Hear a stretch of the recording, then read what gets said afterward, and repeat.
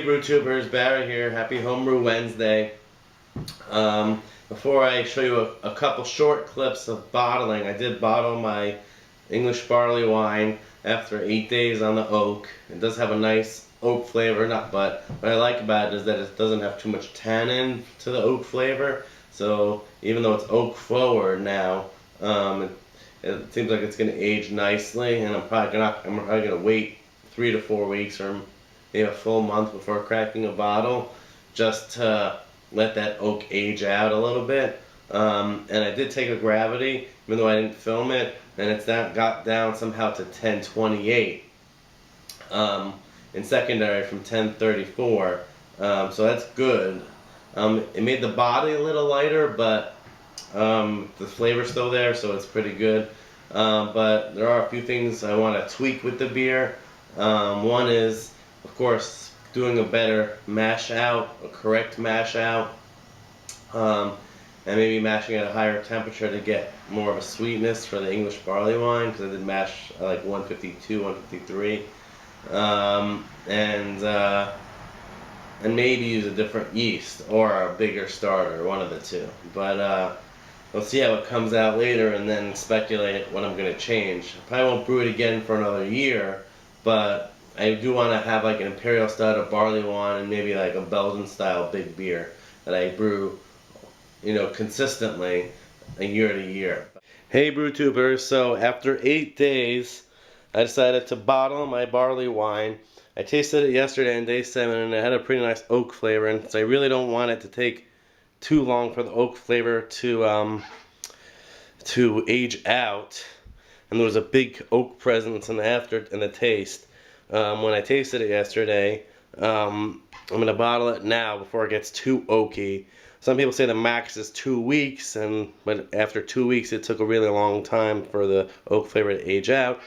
So we'll see what happens with this beer. Worst to worst, if a lot of the oak ages out over time, I'll still have a pretty good tasting barley wine. So the oak chips weren't too expensive, and the bourbon was free because it was left over from my wedding. So whatever happens, happens. But we have 5 gallons of barley wine. As you see here, I already sanitized all my bottles and put them on the sanitized bottle tree. I have my caps ready. My priming sugar obviously is already in there. And I'll come back after I bottle everything, because bottling is pretty hectic, just to show you how many bottles I got and report how bottling went. Cheers. Alright guys, so yet another bottling clip, a wrap up. I did have a few slip ups with the bottling bucket. Like at one point I was trying to re-sanitize the tip of the bottling one, and I pulled off the whole tube and I lost a little bit of beer. But I'll show you the bottles in a second. Right now I have this glass full to drink, plus a tiny bit left. What I did for the last 3 or 4 bottles was I took off the bottling tubing and wand and just tipped the bucket. And for the last few bottles, I even had to lift it over my head with the bottle to get the last little bit out. So those bottles might be a little oxidized, but the beer pushes the oxygen out, so it should be fine. So as you see here, I have a lot of bottles. I got 32 12 ounces and 8 bombers this time. So with a full 5 gallons of beer, basically. I'll have to do my calculations on that to see exactly if it's exactly 5 gallons, but I know I put 5 gallons in secondary, and the siphon got down pretty far, as you see. So so I got a lot of bottles. It definitely was a pretty good rhythm I got with the bottling day, even though it took a while because I was doing it by myself. But overall, it went pretty darn well, and I got a lot of bottles out of it. So I'm looking forward to seeing how this beer ages. So here's the color off the bottom of the bottling bucket. It's really dark, actually, but that's the stuff at the bottom. I think the oak really darkened the beer a bit, especially the French oak, but I think that this is just because it's from the stuff from the way bottom. It's a little cloudy because the beer coming out was not this color. It's not this dark red, but We'll see after it carbonates in the bottle. But for the taste, there's definitely a big oaky, bourbony, not so bourbony, but very oaky flavor in there. It's definitely not too tanniny. It's just a very straightforward oak with a slight bit of tannin. So I think that this beer will age pretty nicely as long as it carbonates. And I have the bottling wax, but I don't think I'm not going to use it until I know for sure that the bottles are carbonated. I used 3.5 ounces of corn sugar, so it should be enough. I did my calculations beforehand. So should be good for the style. And yeah, so that's it for bottling day, but I'm sure I'll shoot a wrap up for Homebrew Wednesday. Alright, cheers. Let's first crack into yet another beer from Funky Farm Brewery, or my friend Dan Edelman. This is his Kolsch. Kolsch is a style that, you know, the traditional German style, but not so popular nowadays, and I haven't had one in a while, so I'm looking forward to trying this one. Pretty carbonated.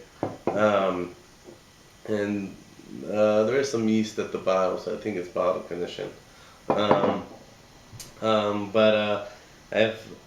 do respect traditional styles a lot, and I hope to brew my next all-grain beer. Will probably be a triple or a Dunkelweizen, depending on when I get my two friends in to brew the triple. Otherwise, I'll do the Dunkelweizen. Wiesenbach first. But the next beer I'm going to be brewing this weekend is going to be I'm brewing with my older brother in New Jersey, calling it Bro Time IPA, because I haven't spent so much time with him in the past couple months. So we're going over to my parents for the weekend with my wife, so I'll brew up a batch of a mini mash IPA. So I'll tell you the recipe, but I'll put it in the description, and any other recipes I mention in this video in the description. I should note that I'm wearing my Stone Sublimely Self-Righteous t-shirt, one of my favorite black IPAs, and my younger brother Jason was recently in LA, and he took a trip down to Stone in San Diego, and got me a t-shirt and a glass, so I thought I'd wear a t-shirt in the video so you'd appreciate it. So for the IPA, the malts is going to be 6 pounds of liquid malt extract, pale malt extract, 3.25 pounds of Maris Otter. That's why it's a mini mash and not just the extract plus specialty grains. There's actually some base malt there because I want to take away a little bit from the extract flavor, so I want to put a good amount of Maris Otter flavor in there. 12 ounces of caramel 40 for color, and 1/4 pound of carapils for head retention and body. Then the hops are Citra, Nugget, Amarillo during the boil, and then 2 different New Zealand hops for dry hopping. One is Motueka, and the other is Pacific Jade. So he ordered them off from YakimaValleyHops.com, one of my sponsors. I couldn't get them for free because they recently sent me some new hops. I'll post a picture here to show you which hops those were, because I'm too lazy right now to go get them from the freezer. But to get this beer, actually, which is my Stone mug, there's a really nice hop aroma, actually. Not typical, but then like a lemony sauce hop aroma, or even some American hops, citrus. Then under that I could smell like the typical dry malt from the Pilsner malt used in the Kolsch. I believe it's Pilsner malt. Kolsch's are basically a lager base fermented with ale yeast.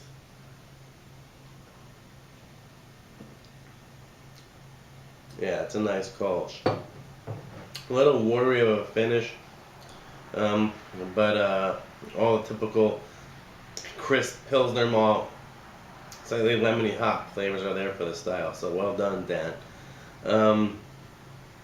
Yeah. So, and then the yeast for that is just gonna be a San Diego super yeast from White Labs. So in order to get it to ferment down all the way, because it's going to be 1066, I might use 2 vials of yeast. Bruce Beersmith does, recommend a starter, but for 1066, it's kind of iffy. Do you use a starter? Do you not? But we'll see. And then for the triple, which I'm calling Woman of Valor Triple because my wife likes triples.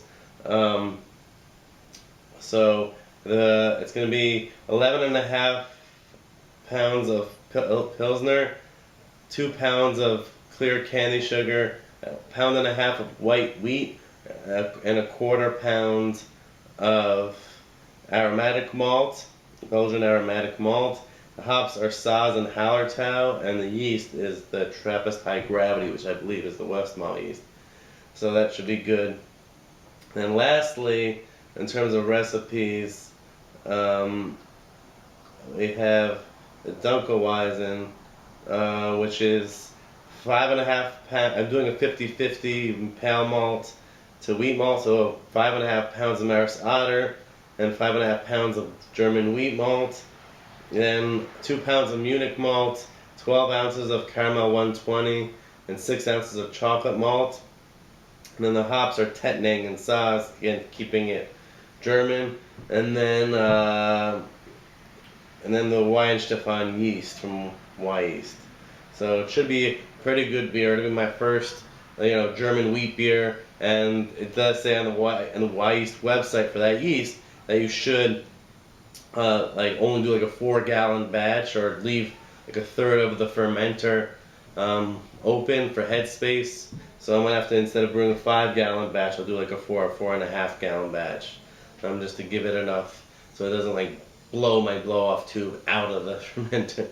But we'll see, because I've heard horror stories about explosive Hefeweizen fermentation. So I love the Schneider Aventinus. So I'm going for a little bit more of the spice on the Weihenstephan yeast, but the base is to get a really caramelly, dark, fruity flavor from the malt. So it should be pretty nice. And the original gravity is estimated from Beersmith at 1084, so it should be a pretty big beer.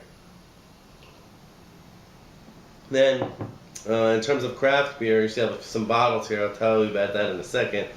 But 2 events. Actually, I did film last week with the Smutty Nose rep, Patrick Fondler, so those are videos coming up. The tasting of 6 Smutty Nose beers plus an interview with him. So that should be nice. And tomorrow, Thursday, I'm going to 2 events. One is for Maine Brewing Company at Blind Tiger. I'm not sure if any brewers will be there, but I still want to go there and try some more of their beers. And then the Artisanal Imports and their partner company, Authentic Beer Management, are putting on an event at another bar called Clinton Hall, which I've actually never been to, and showcasing some of the rare, more small Belgian brewery beers that they import. And one of the co-founders of Authentic Beverage Management, or ABM, as we refer to it, is Christine Sellis, who's the daughter of Peter Sellis, who was the originator of the now Hoegaarden wheat beer recipe. So it should be pretty cool to interview her about her father and about what she does now, along with Alex from Artisanal Imports, who's the New York rep for Artisanal Imports. And Alex did stop by my apartment today and drop off some beers. He didn't get all the beers I wanted, but it depends on what he has in stock at the distributor warehouse that he stores the Artisanal Imports beers at, which is called SKI Beer Distributors, another one of the big New York beer distributors.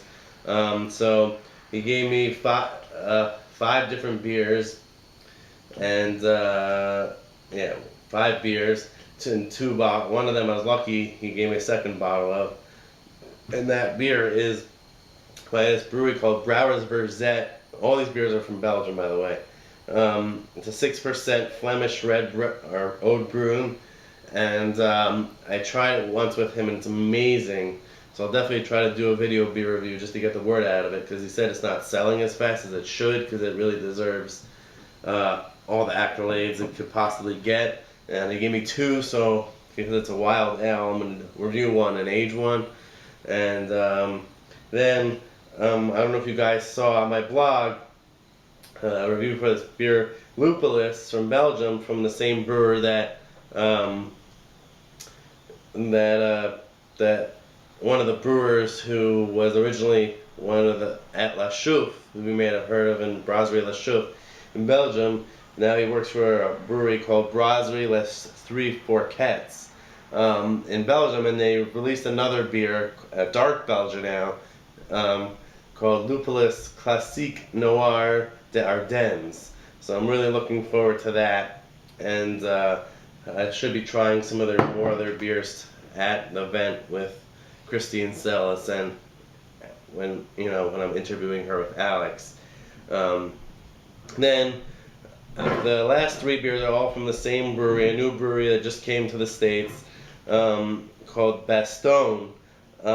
So the first beer is a dark brown, a big 7.8% dark Belgian brown ale called La Truffette Juniper. It's a dark Belgian ale, dark brown Belgian ale, brewed with juniper berries. So looking forward to that. I haven't had a beer with juniper berries in a while, so should be interesting. And then the next one is called La Truffette Belgian Pale Ale. It's a 5.2% Belgian Pale, which should be pretty drinkable, and it's in a 750. So I'll probably share it with my wife or some friends. And then the next one is, and the last beer that he gave me from Bastogne, is called La Truffette Belle d'Et. It's a Belgian wheat beer clocking in at 5.7%. So I'm looking forward to that one too. I haven't had a good wheat beer in a while. So a lot going on. I don't know when I'm going to get into my next all-grain beer in my apartment, but it should be within the next few weeks. We do have the Super Bowl coming up here, so although I'm a huge football fan, the two friends that I want to brew with for the triple are big football fans, so we have to wait another 2 or 3 weeks to brew an all-grain batch, but I'm glad I'll be brewing IPA with my brother this weekend, so I'm looking forward to that. So a lot coming up, a lot going on. One last thing I should mention is there's a good chance soon I'll be starting some bourbon and whiskey reviews, and I did get a new bottle of Buffalo Trace from Buffalo Trace. They said, I asked them for a bunch of their bourbons, but they said they can't really send out so many of their samples, so they said they'd start me off with a bottle of Buffalo Trace. So I'm looking forward to reviewing that as the first review. And then I don't have so much money to buy tons of new whiskeys and bourbons, but as I get new ones, I'll post a review. I really love whiskey, and I really want to incorporate that into my blog. So that's another thing coming up. But overall, a lot going on in terms of home brewing, craft beer, all that. I know that's my twist on being part of the BrewTube community, that I have a big blog that I'm running that goes beyond just home brewing and goes into craft beer and whiskey and craft beer as a whole. So anyway, that's what I have for now. Sorry for posting another long Homebrew Wednesday, but the Norfolk Hillbilly can get away with it every week, or CraigTube can get away with it every week, so can I. Alright? Cheers, and we're getting close to 200 subscribers, so once I get to 200, I'll probably do a contest. I know I introduced the BrewTubers Ale contest, so maybe when I hit 200 subscribers, I'll bring that back in and revamp it, because I have another contest idea coming up with bitter and esters. So a lot to look forward to, as I've been saying, trying to wrap up this video. Cheers to Dan for this great Kolsch. If you guys want to send me homebrewers, I don't know how much I'll be able to reciprocate, because I only have a little bit of my stout left, my barley one that I just bottled, but I did get a good amount of that, so I'll eventually reciprocate.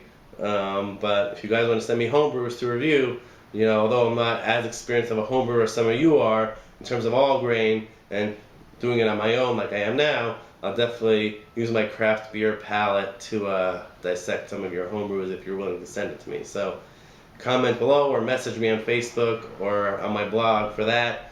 Cheers, happy Homebrew Wednesday, and I'll see you guys in future videos. Cheers.